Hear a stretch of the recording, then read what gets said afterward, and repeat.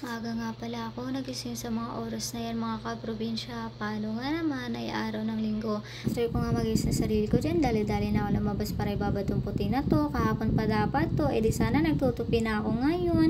Kaso nga lang biglang dumilim, hindi ko na naituloy. Bumalik na agad ako sa loob para may gustong pansit kanto na pinakuluan ko sa tubig. Paano ba naman ang kuya ko? Ayaw niya na siya magluto dahil nga naman baka tumaba ulit tulad ng nakarang araw. Pinabayaan niya siguro, kaka-cellphone mo yan. Hay nako kuya. So after ko nga dyan magmekos-mekos, kumain na rin ako. Kasama ko kapatid ko dyan, kumakain. Tamang kape lang sa umaga. Mamaya pa kasi ako mamamalengke. Kaya ito munang umagahan namin. Okay lang naman sa kanila kahit ito yung kakainin namin. Tamang kape. After ko nga magkape, lumabas na agad ako para pagpatuloy itong paglalaban ng mga puti na binabad ko kanina.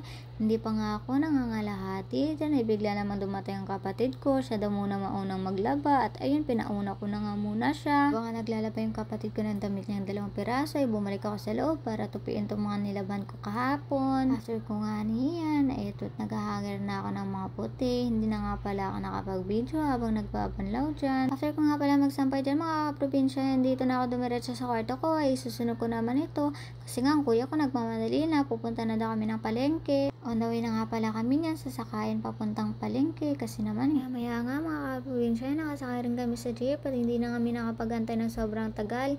Sobrang swerte pa namin kasi tatatlo nga lang kami nakaupo, hindi pa siksikan at wala pang traffic.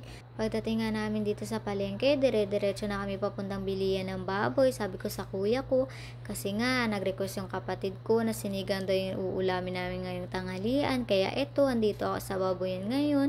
So bali kalahati nga lang na baboy ang binili ko diyan. Kasi nga naman kapag 1 kilo, sobrang dami na. At ang mahal nga naman ang mabilihin dito, hindi lang yung baboy. Nagbabayad na nga pala ako sa mga oras na iyan. At after nga, diretso nga pala kami agad sa bilihan ng mga isda dyan mga kaprobinsya. 120 nga pala kalahati, kaya kalahati na lang ang binili ko dyan. Hindi naman pwede na puro na lang tayo karne araw-araw.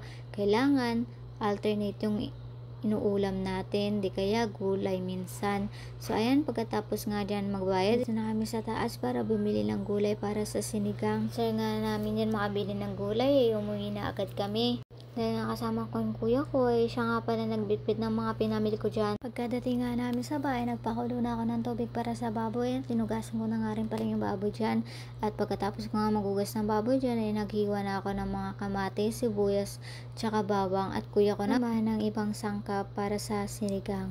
So after ko nga lang dyan, ay ito, nilagay ko na sa kawali at tinagdagan ko na lang yung tubig niya para na makuluan yung baboy. Tapos na nga pala ako magluto ng ulam dyan. Grabe guys, ang hirap mag-edit. So kahapon ko pa pala dapat ito i-upload, kaso nga lang ngayon lang. Yun lang, thank you!